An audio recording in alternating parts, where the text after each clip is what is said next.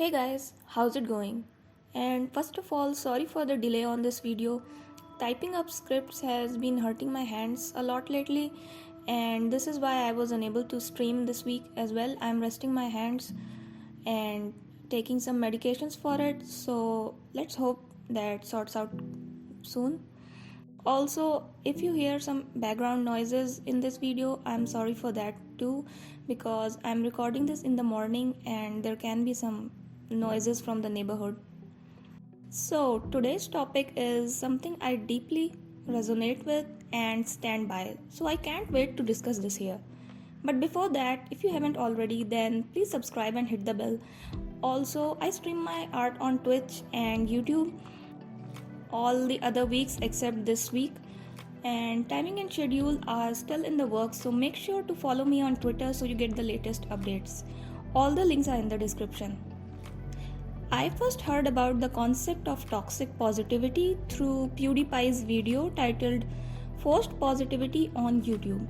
He put forth some very valid points, and when I heard it, I was just shocked because of how relatable it was.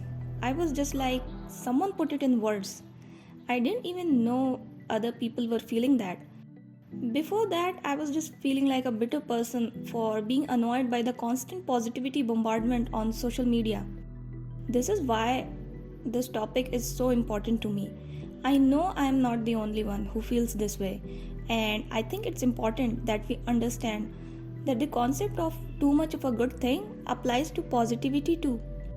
I have watched that video a few times now, and every time I do so, it continues to resonate with me.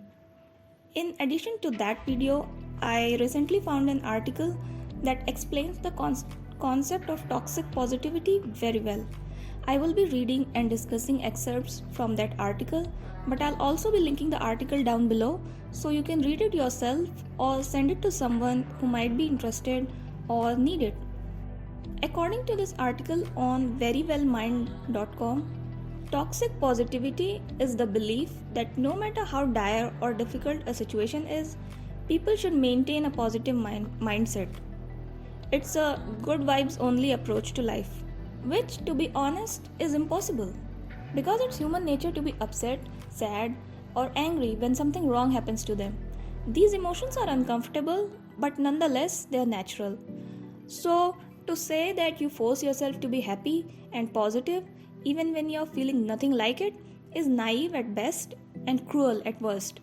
Just like we need a balanced diet for good health, we also need to have a balanced portion of emotions to have a healthy approach to life. The article then goes on to discuss some common forms of toxic positivity. Number 1. When something bad happens, people tell you to stay positive or look on the bright side. I'll admit this. I actually do believe in looking at the bright side because sometimes it helps.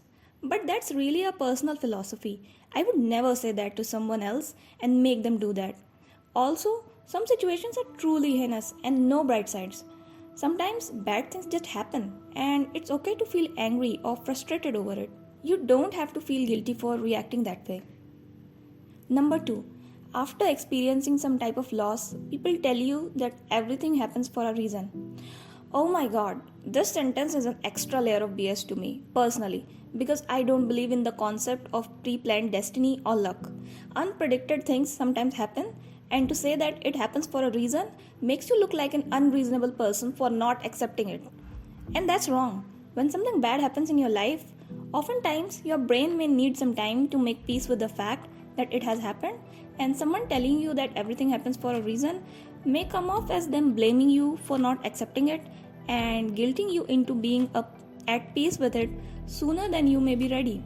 It's important to let your brain process the situation at its own pace. Not everyone is even going to have the same pace, and it's all required nonetheless.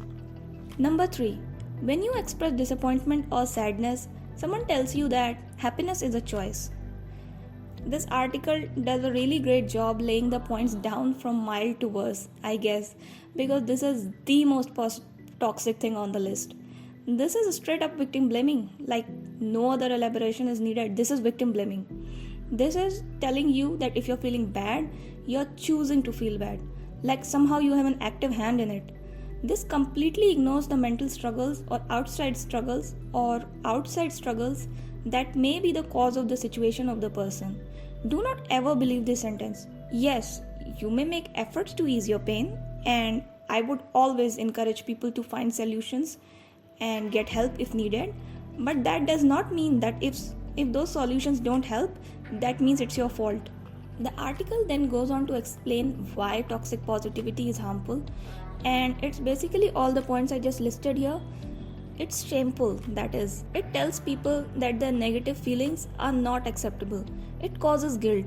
It avoids authentic human emotion. It prevents growth, that is. If you won't process your emotions appropriately, it can stop you from gaining insight and can also cause you long term issues because of unresolved feelings. I'm going to read the next part directly from the article as it is instead of paraphrasing and adding commentary to it, which is Signs of Toxic Positivity. Toxic positivity can be subtle, but learning to recognize the signs can help you better identify this type of behavior.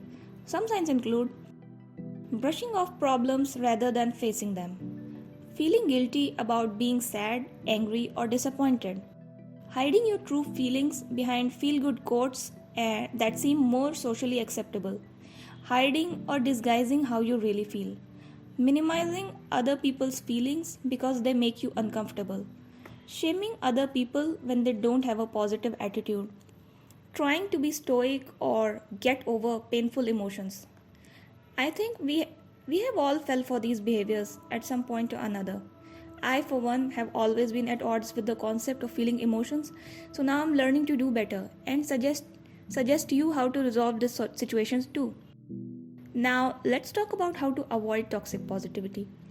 Number 1, manage your negative emotions but don't deny them. In order to escape toxic positivity, let's not run too far in the other direction, as that can be a problem too. It's good to find a healthy balance between processing your emotions and also not letting them take over you. I usually try to analyze why is it that I'm feeling bad and what is the reason that so and so thing bothers me so much as it does. This can really help you understand yourself better and if certain situations can be avoided to prevent bad moods too frequently. Number 2, be realistic about what you should feel. Again, really don't expect yourself to magically be okay with negative situations because that's simply not how humans function. Focus on taking care of yourself and taking steps to improve the situation. Number 3, it's okay to feel more than one thing. This is a really good point because sometimes we may be feeling both positive and negative things at once. Say, for example, you get a job out of country. So, of course, you would be excited about the future, but also sad about leaving your friends and family behind, and maybe also scared by having to go along a journey all by yourself. Now, if someone tells you that you're being ungrateful by feeling scared and sad, then they are perpetuating toxic positivity. Number 4, focus on listening to others and showing support. It's also important that we don't do these kinds of behavior to other people. It can be hard to console people in distress, and sometimes we don't know what is the right thing to say, but telling them that you support them and are here to listen can never go wrong. It will be way better than if you pull out a random Tumblr quote to their face. Number 5, notice how you feel. Direct quote from the article here. Following positive social media accounts can sometimes serve as a source of inspiration, but pay attention to how you feel after you view and interact with such content. If you are left with a sense of shame or guilt after seeing a quote-unquote uplifting posts, it might be due to toxic positivity. In such cases, consider limiting your social media consumption. End quote. This is such an important point, and I cannot stress this enough. If something on your timeline is not making you feel good, you are under no obligation to keep engaging with it. Curate your timeline that does not put a stress on your mental well-being. Times are hard as is, and we are spending a lot more time online than we used to. So it's important that the place you expose your mind to should not be a toxic place. And paying attention to your emotions and noticing when they go down can help you figure out the topics that trigger you. It's very important to analyze your feelings from time to time so you can save yourself from spiraling. The article helps you recognize some key toxic positivity phrases and what to replace them with that are more comforting. So, first I'm going to read all the toxic statements and then I'm going to read all the non toxic alternatives for it. So, the toxic statements are: just stay positive. Number 2, good vibes only. Number 3, it could be worse. Number 4, things happen for a reason. Number 5, failure isn't an option. Number 6, happiness is a choice. Now, the non toxic alternatives are: number 1, I'm listening. Number 2, I'm here no matter what. Number 3, that must be really hard. Number 4, sometimes bad things happen. How can I help? Number 5, failure is sometimes part of life. Number 6, your feelings are valid. Hope this video helps you in recognizing toxic positivity and that we can all do better in avoiding these behaviors and also not help in perpetuating these things further. Have you ever come across toxic positivity? Have you ever done something that counts as toxic positivity? Are you going to be more mindful of these signs? Say all of that in the comments. I am eager to hear from you. See you next time. Bye.